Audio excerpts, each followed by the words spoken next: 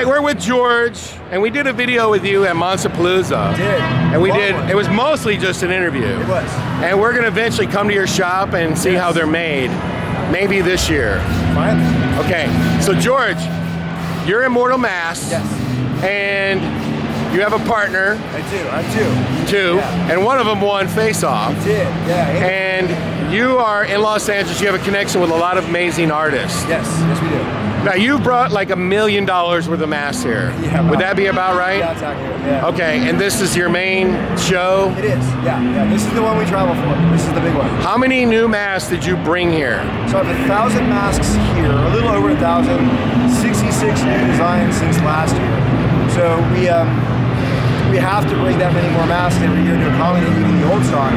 So we try to bring at least 3 to maybe 5 variants of newer masks, and like 2 down at 1 for some of the older ones, and then kind of show you how we can handle it the same way. And when it comes to new products that aren't masks, what are you bringing this year that is not a mask? Oh, I got a new full body suit called the Demon Body Suit. So it's a zip-up creature suit torso. The sleeves that we sculpted to go with it, which are Demon Gauntlet sleeves, where we actually incorporated armor into the sleeve itself, so it's silicone armor. It's great because it has a cutoff point, and you don't have to worry about wardrobe separation. Okay. And are you still doing the costumes? We are. So we're gonna run costumes every 3 years, so a new line every 3 years. So what I did on this one is I'm basically selling out the last of my own costumes. We run, I think, 300 units per costume, and then I exhaust the line, and then we start over again. So we have some designs in the works for a new costume line. Hoping to show that next year. Do you put all of your new masks together, or are they just scattered in between all the old ones? I kind of have a system, like, so when you walk into the corral, which we'll walk into in a minute, when you go to the far back wall, the middle, that's the newest working its way out. And then we kind of, the older models scatter around. Now let me ask you a question. Sure. A lot of haunts are buying long before the Transworld show now. Yes. So when you have the Transworld show, are you sold out, or are you still taking orders, or is there no limit to how many you can make? Both. It's like people ask us, like, are you busy or are you slower? So we cast the same amount of masks every day, no matter what. So there's not really a busier or slower time, it's just urgency. So like Halloween would be urgency, or Transworld would be urgency. But no, we're making the same masks every day. We just kind of thought it becomes a little bit more skewed towards orders for a while after Transworld, and then we start mixing it in stock in orders too. And how's this year's show doing for you? Busiest we've ever seen it. Busiest you've ever seen? By far. Okay, so can we see the masks? Yeah. Now, real quick, let me ask you one more question. You have different kinds of masks. Yeah. So real quick, explain the difference. So right now we're in the female fit section, so we have kind of mixed up between our female fit full masks, female fit half masks, with the cat right down there. And so you have half mask, full mask, and what's the difference? So our half masks are full head and mid-neck. Our full masks have a full bib, come down to mid-chest. It's just, about 10 years ago, a director friend of mine, Darren Bousman, he did some of the Saw movies, he came to this idea, and he's like, I have this idea for a Halloween heist movie, and I want to shoot like a trailer, like poster for it. He's like, I really like your pumpkin mask, but I want to show it on this girl, but I want to show her like with her dress and stuff like that. Well, let's cut the neck off. So we cut the neck off and we put it on that mark. It went on pretty easy, so we started sculpting masks purposely to be like that. Have you found that haunt owners, actors prefer the half or the whole? It's a steady mix. I mean, like there are just people who can wear a full one, so they're always going to say, I go that all day. It's a bragging thing, you know. I think probably half masks are a little bit cooler, so if you have a wardrobe that goes up to it, they might work out better. We have our new Faces line, which is second year at Transworld. It's a silicone face mask are strapped, and you wear like a hood or a wig behind it. It works just like our own mask. Now I'm gonna see if I can pick out. Is that new? It's a new paint job on an old variant. So this is our older Bride, but last year I did some work for Universal, and we turned it into like a Raggedy Ann, and that's kind of a variant now. Now that is really cool, by the way. Some of these are new, right here. That looks new. That is new. This is actually, right here, this is Count Crowley. This is from a Dark Horse comic book. It's licensed. It's called Count Crowley. It's a comic book that was made by my friend David Dasmalchian, the actor, and he's in Polka Dot Man and Suicide Squad. He was in Oppenheimer. Yeah, he's a great character actor. He's a really dear friend. It was fun to collaborate on his comic book. So let's go to the other side. Yeah. Let's see your, well, while we're at it. Want to start from the beginning and work our way in? Yeah, let's do that. Now, upload these videos, hello, with these videos here with no editing. It's just us walking around. And we have a battery with 2 dots. I know. This is the outside of a corral. Now let me ask you, how many of these masks will sell here at the show? Like where they'll take them with them? About 60% will probably take them with them. Yeah. Look at that. That's crazy. That was new, actually. We do not see it out here because I used to be the other dinosaur.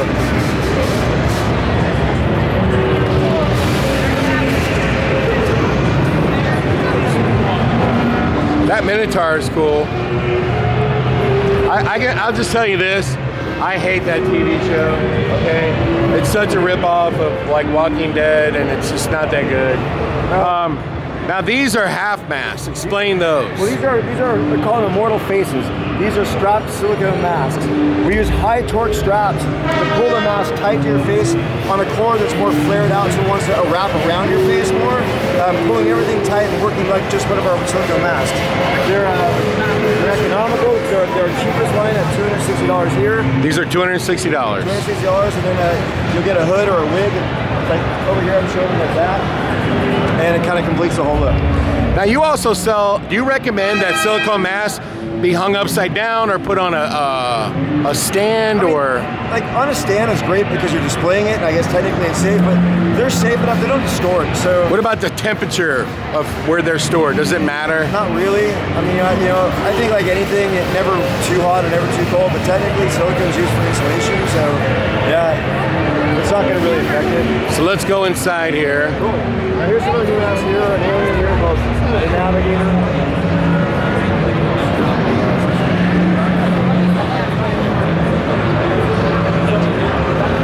So the very, very back wall. Are these new?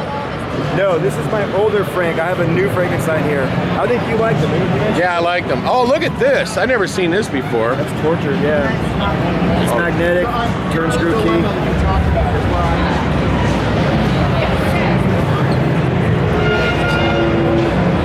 I don't think I've seen that one before. That's also an older one too. Just new paint schemes. Sometimes we bring an older mask back to life with a new paint scheme.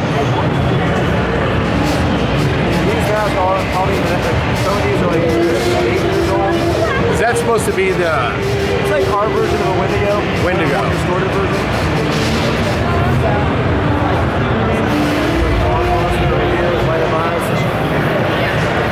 Now I noticed also that you started to put like electronics in the masks. Yeah. Is that working out good? Yeah. So you come over here. It's one more way to make the mask an effect. I even have a fire-breathing dragon over there. Oh, I want to see that. So now that these people move, we'll kind of like scan some of these over here. Do you ever do custom masks, like where somebody just calls you in with an idea and you go, I would like to, that's a cool idea, we'll go ahead and get somebody to sculpt that? I mean, it has to be something we want to put in our catalog. I mean, we have so many ideas already written down. Like, we have ideas for the sketchbooks for years. I mean, it just draws probably a new monster every day. And when we bring in artists... Is this supposed to be like Alice in Wonderland? Is this supposed to be like Alice in Wonderland? It is. It's on treasure, yeah. And there's like a Beetlejuice tank. We even made it so they all look. And these are new. Look at that. They're UV. So now these are new, right? Yes. Yeah. And then come around the front of this way. The small ones, those move as well as these.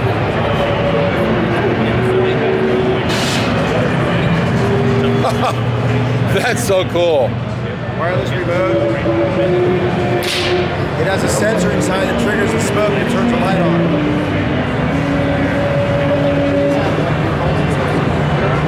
Where's the new Frankenstein? Right here. Wow, those are so cool.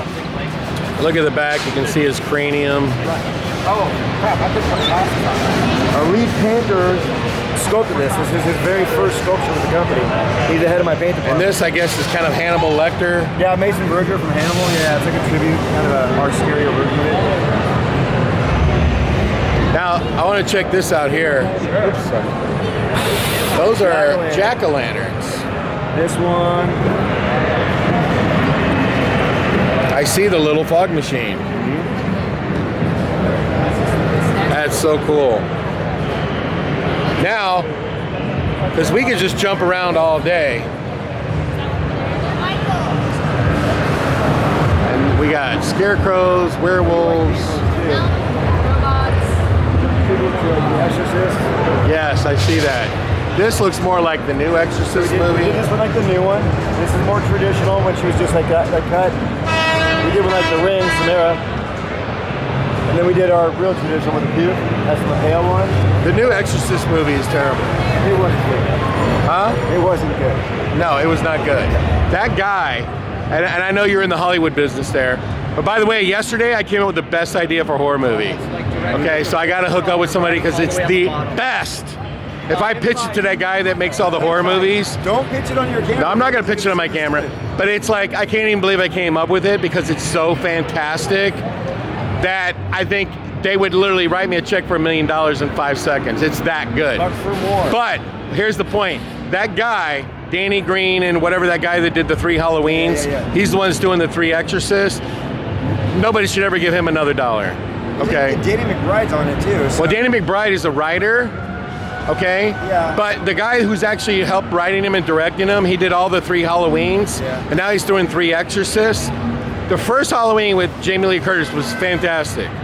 The next 2 were trash. Right. The third one was like they put Michael Myers in a grinder. They should have put the film in the grinder. It was that bad. But this Exorcist movie, it just shows the guy has no talent. Like, I hope he never makes another movie. I mean, the movie was so bad. Ever. Did you see where, you know, they bring in the original mom? Yeah, I know. And they did. And then her eyes get, I mean, like, what is going on? They ruined that. That was wrong. And then Linda Blair has this little cameo and she holds her mom's like, what is going on? They made it seem like, oh, she's going to know something that's going to help this. And it wasn't. And she's wiped out in 3 seconds. They put her in there for like cred. Yeah, I did not enjoy it. The Terrifier has gotten so popular. Yeah. But tell me about these masks, okay? Because these are crazy. And they're the first in a series. We just sculpted 5 more. Now, have you actually sold these to real wrestlers? I don't know, real wrestlers, maybe. You got to get video of that. I have 5 coming out. So this is the first one, and all 5 are sculpted already. So the next one is El Muerte. He's a zombie luchador. Then we have Camazotz, which is a bat luchador. Then one's a sugar skull. And then the last one I'm working on is a Gilman version. Now, some of your masks, are they licensed or are they all just original? Some are licensed and 98% of them are original. Shit, Larry's here. Hey, how's it going? How you doing, Larry? Pretty good.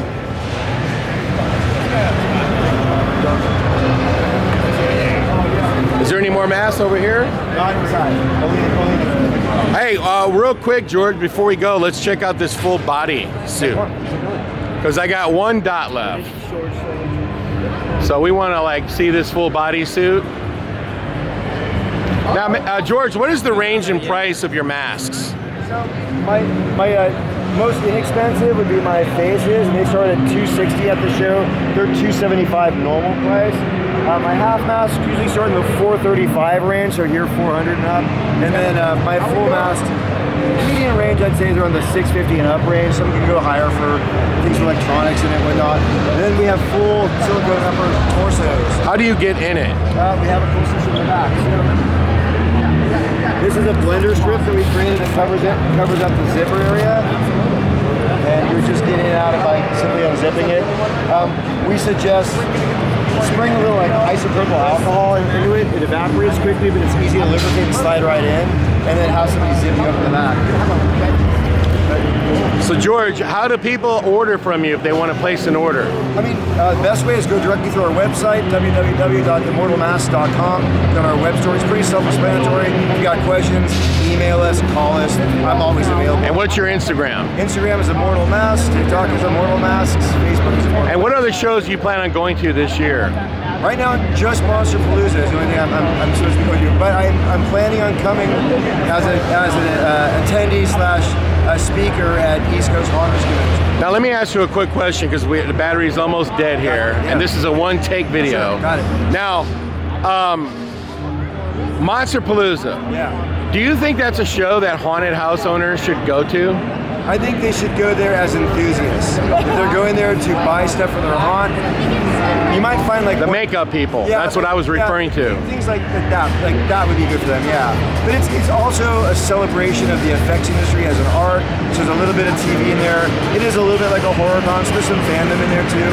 And there's a lot of big makeup companies. Yeah, but it's a cool thing to go see because I think anyone who's into haunt stuff, right, that everything about it would appeal to them. They would walk there and they would go, oh, this is cool. It's just a different presentation of it. Now, for people who don't know, Monsterpalooza and say Days of the Dead, Yeah. completely different. Yes. And still yet very similar. Yes. It's like a show where you could go buy cool stuff and Right. see celebrities, Right. but it has professional booths, Yeah. makeup companies, Yeah. and you have a big display. We do, yeah. McGee Effects, Yeah, yeah. Midnight Studios is there. And if you're a fan, especially if you're a fan of the special effects, it is a place where you're going to see a lot of special effect icons in the industry. I mean, amazing artists, they're just there mingling. It's just where they go. And you'll run into Rick Baker 15 times. Right. Just and then there is like celebrities that Quentin go- Tarantino. yeah, J.J. Abrams comes all the time. Rob comes. Yeah. Yeah. So it's a really cool celebration. I met Slash from Guns N' Roses Oh yeah, there. Slash goes all the time. Yeah. He didn't go last year. He's a big horror fan. If he's in town, he'll go. Yeah. Him, Kirk Hammett's gone. Yeah. From Metallica. Yeah. Yeah, that's awesome. Hey, well, thanks a lot, George. Thanks for having me, Larry. And when I get up to Los Angeles, I want to get the tour. Got it. All right. All right. And by the way, they can also check out Grim Life Collective's page. Yeah. We just did a thing with Grim Life, and that was probably the best interview I've ever done. I was my favorite. Michael's awesome. It was a full tour of how masks are made. And just getting to be, that was just fun hanging out with Michael. He has a really good way of it. He's got a great way of getting things out of you that you didn't expect.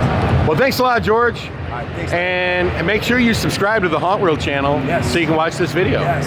All right, that's it from Immortal Masks. You can go to their website, immortalmasks.com.